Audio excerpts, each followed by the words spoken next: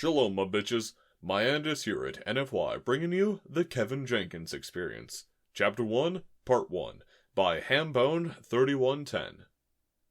Next, I ordered. I did not at first bother to look up from the desktop in front of me, where the standard security systems were scanning the beings in front of me for weapons, pathogens, parasites, and other such contraband. I only looked up when the machine flashed a message I had never seen before.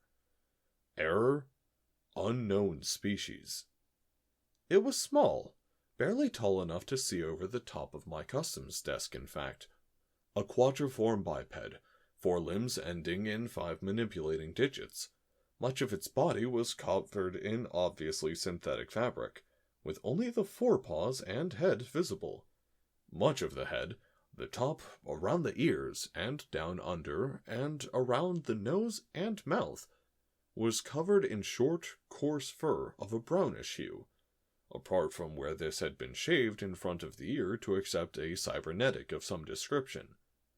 My desk registered this as the creature's interspecies communication implant, though it seemed like a shockingly crude example. It met my surprised stare with the level binocular gaze of a species evolved for predation and the hunt. Small, but powerful and dense-seeming. Despite its lack of height, it had strapped a pack to its torso that looked larger and heavier than I could have comfortably carried.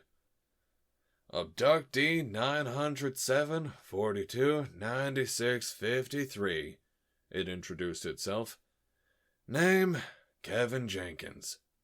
Fortunately, the crude cybernetics seemed to be functioning perfectly, and I had no difficulty in understanding the thing's speech, or the subtle body language that spoke of a cocktail of bored resignation and weariness. I had never had to deal with an abductee before, though I had been trained and knew exactly what to do. I closed the booth, stood up, and gestured for the alien to follow me with my second right forelimb.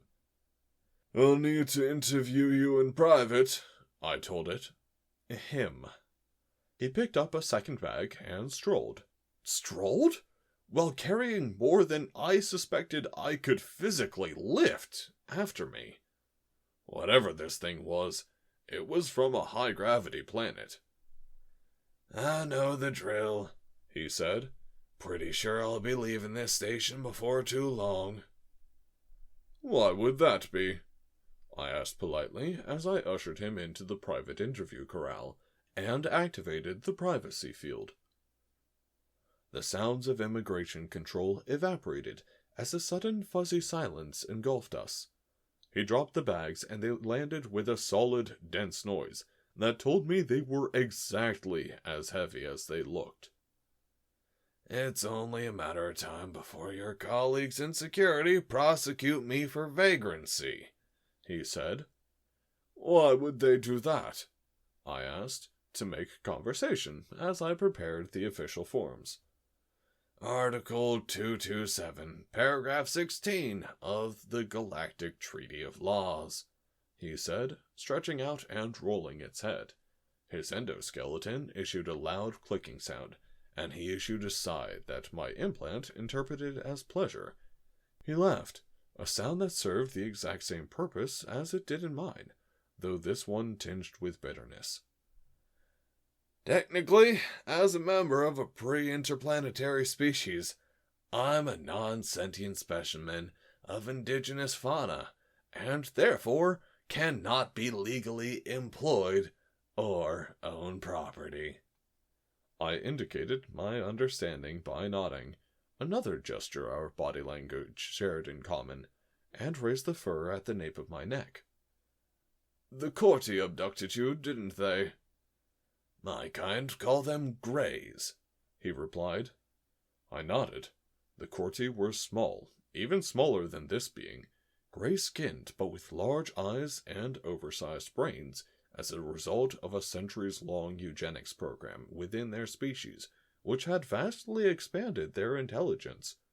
Most other species suspected that their sense of empathy had atrophied as a side effect of the campaign to make themselves smarter. They were known for abducting specimens of a pre-contact species experimenting on them to acquire biological data, and then using that information to be able to sell cybernetic technology to the newcomers that was appropriate to their biology the second they were welcomed into the galactic fold. Unethical, but the species as a whole could not be prosecuted for the actions of a few, and so the sale of the implants went ahead anyway. Kevin Jenkins had clearly been one of their victims. "Apt," I said. "Why not have the implant removed and returned to your homeworld?" "Because I'd never be able to keep the secret, and so the Office for the Preservation of Indigenous Species won't let me," he said. "Can we please start with the official stuff? I haven't slept in 2 standard dineurals." "I apologize," I said, chagrined by my own lack of professionalism. I activated the corral's recording function. "Interview begins. Interstellar Convenience Standard Date Time, 1195, 524.4. Civilian Trade Station 591. Outlook on Forever. Customs and Immigration Officer, Kirkatinika, Akunta Zitik. Interviewing immigrant pre-contact abductee. Could you repeat your identification for me, please?" "Abductee 907 42 96 53 3. Male, name Kevin Jenkins. My species refers to ourself as human. Our homeworld is a Category 12 temperate I interrupted him. "I must ask you to take this interview seriously. Your visa will be denied if you continue to mock the immigration system." Its facial feature twisted up in an expression of amusement.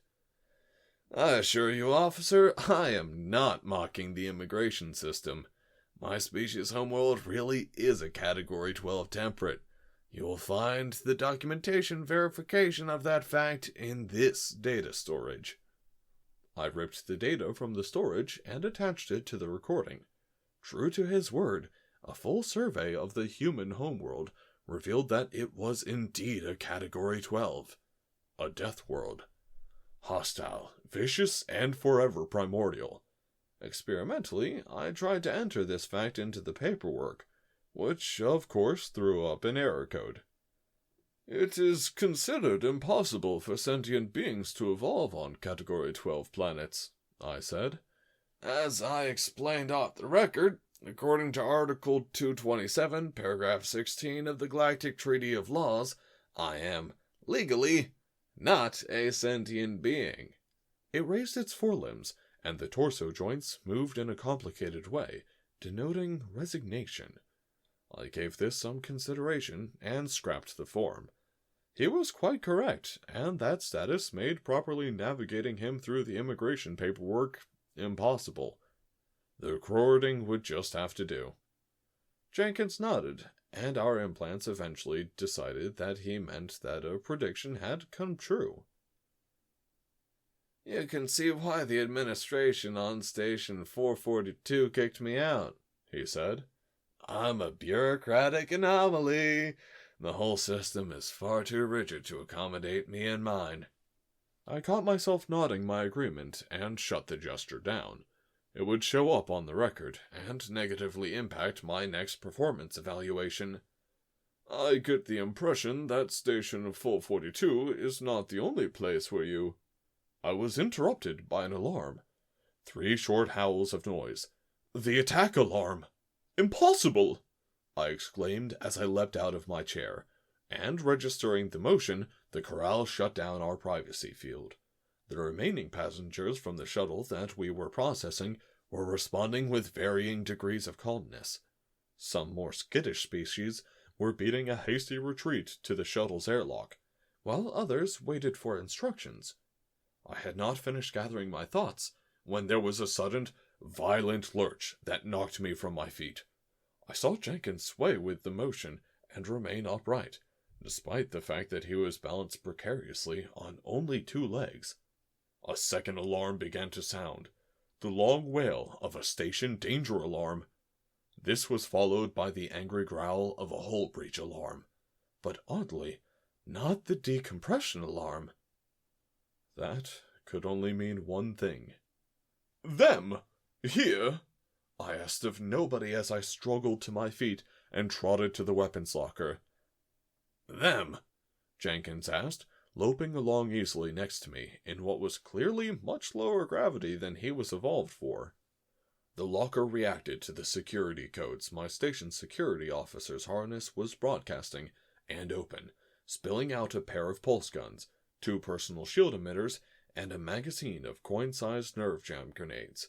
I slapped the shield emitter to the power cord on my harness. There was no visible change, but the sense tendrils along my back felt a tingling as the shield came online.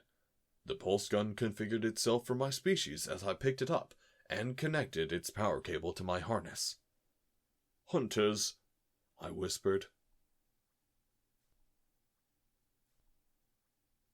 Alright guys, I hope you enjoyed that one. If you did, go ahead and leave a like. If you would like to hear more of my stuff, go ahead and subscribe. If you would like to be informed of the rest of my shenanigans, go ahead and hit the bell icon on the side.